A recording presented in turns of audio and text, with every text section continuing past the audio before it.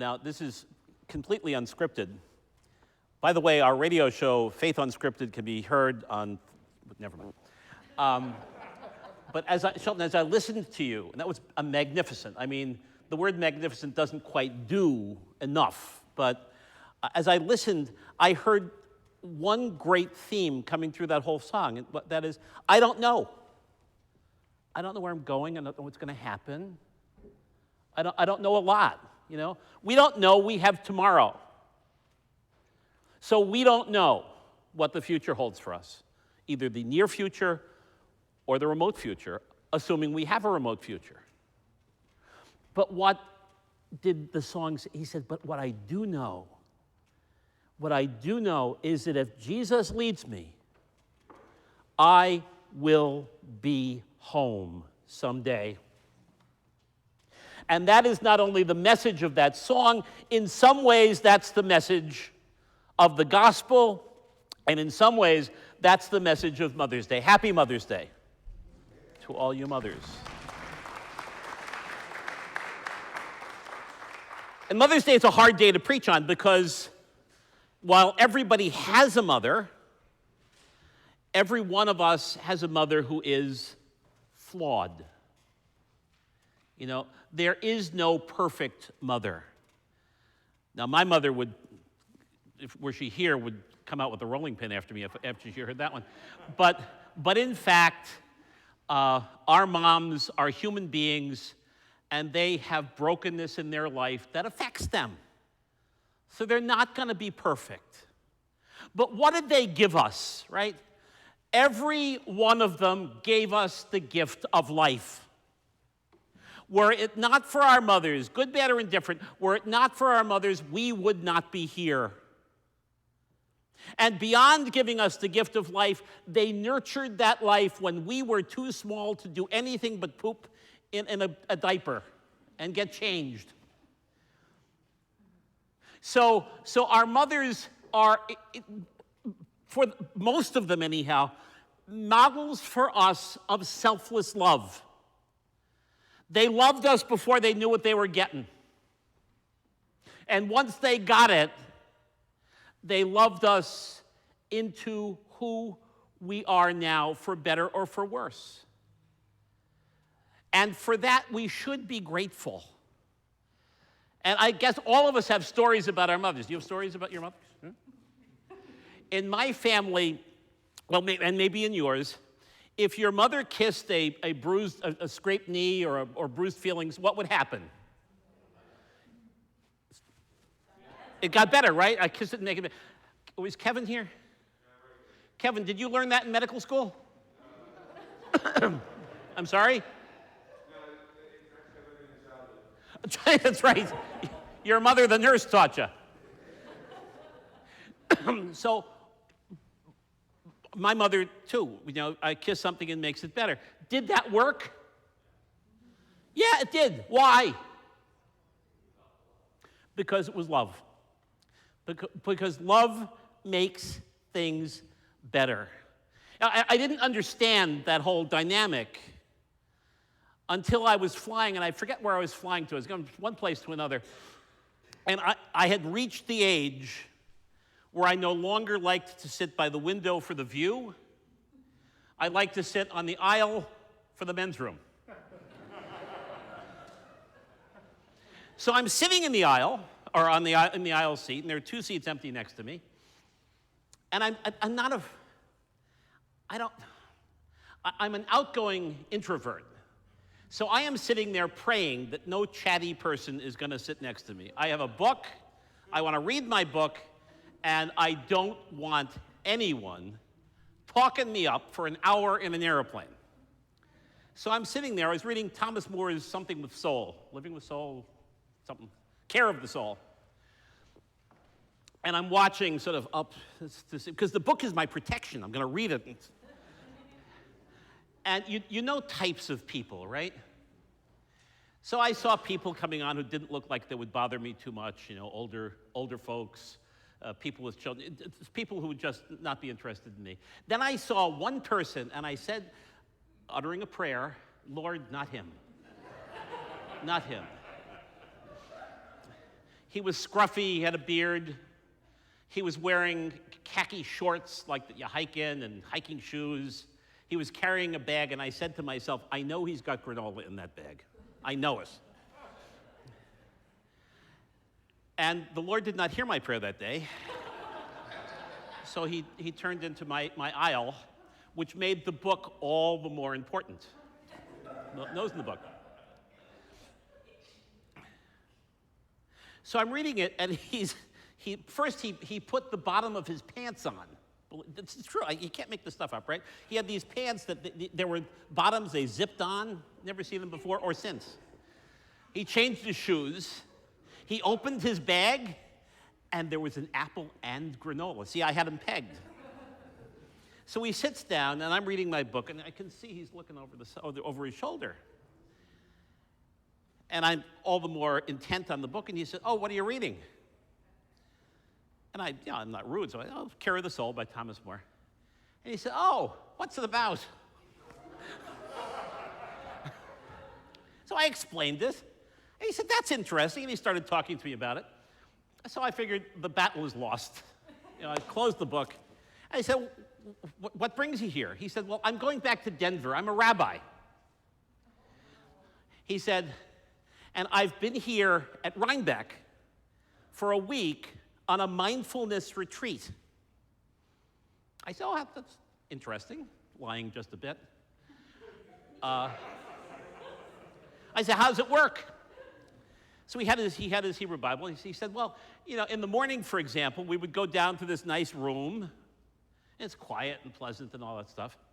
And we'd open up a book," and he opened up his Bible, and he said, "We just sort of I'd just put my finger in it." He said, "I'd read the verse." And then he said, "Oh, look at that. That's an interesting word." He just pointed at a word.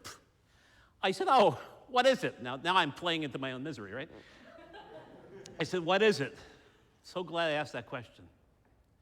He said, "That's the word rachamim. It means compassion." Then he said, its root is the word rachem. That means womb. See, the genius of the Hebrew language is that compassion is expressed in terms of motherhood. And what is the womb? It's a place of safety. It's a place of warmth. It's a place of love. And so when the Hebrew language formed, there was that sense of the femininity of compassion itself. And compassion is the womb of God. So what is motherhood? Because all of us, to a certain extent, can embrace it within us. Motherhood is to know how to be compassionate to the people around us.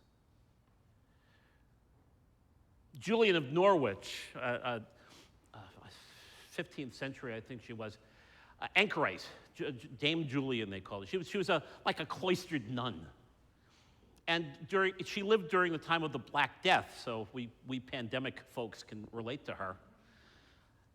And in that time, she got very sick. She recovered, but she had these experiences of the presence of Christ. She wrote them down. She called them showings. And in fact, her book is the first book ever written in the English language by a woman. And Julian said, "God is both our Father and our Mother." She said, and her experience of Christ, her mother, was this boundless love that we see on the cross. This boundless love that pours into our lives and we don't deserve it. It is pure gift. Just like a mother's love is. Just like a mother's love is. And then she wrote, she said, "And there was no wrath in him." when she experienced the presence of God, she says, there's no wrath. She said, the wrath was all in me. God is pure compassion. And when we live in compassion, we live in God. And when we fail to live in compassion, when we live in hatred and anger and bitterness, then we choose to live in nothingness. Because only God is. He says to Moses, I am, the verb to be. If you're not in him, you are not. You are not. Carl Jung, the great psychiatrist, wrote that every one of us has in our psyche both our dominant, say if you're a guy, your maleness, and your female, and there's the contrary. If you're a man, you have an anima. That's sort of a female dimension to your personality that needs to be explored and embraced. The same thing for women. They have an animus, a male dimension of your personality that also needs to be explored and embraced. So every one of us, male or female, has the capacity to become mothering lovers.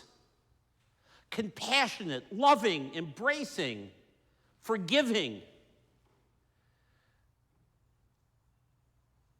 generous, and committed. Committed, knowing that there is nothing that we can do to separate us from the beloved. And so the gospel that Steve read, the Gospel of John, that beautiful great commandment, tells us, here's what I want you to do, gang. This is the night before he died. This is the great commandment. These are our marching orders. And Jesus says, here's the simple thing. I love the Father, and the Father loves me, and that love is so powerful, we can only be thought of as one, not two. And the power of that love surrounding us, that's the Spirit. So you got three. You got the Trinity there. So as the Father loves me, so have I loved you. Jesus loves us so much, he can't distinguish us from him. That's how much we're loved. And then he says, okay, here's the trick for you. Love one another as I have loved you. How does he love us? He loves us with no strings attached. He loves us passionately, willing to suffer for us.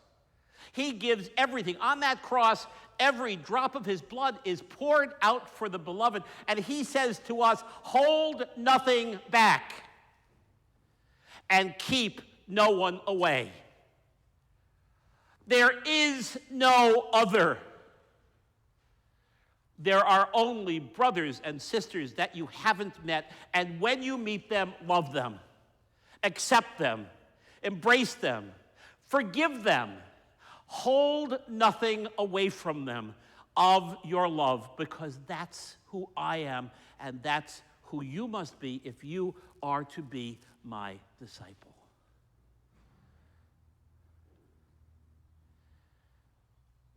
And so, what's the challenge of this gospel? The challenge of this gospel is to be rachamim, to be compassion. It's not enough to know how to define it. Anybody can do that with a dictionary. We must be it. We must live into it. And every person here, the women, the mothers, bless you. The ones of you who aren't mothers, bless you too. Because you've got that compassion, loving spirit. It's built in. And the guys, all of us, have the capacity to embrace the mothering love within us. Love that was first taught to us by human mothers, as fallible as they have been, who have been so generous in any event that we are here and we have faith. And we know that we walk with Christ. And as long as we know that, whatever we don't know doesn't matter, because we will be led at some point safely home. Amen.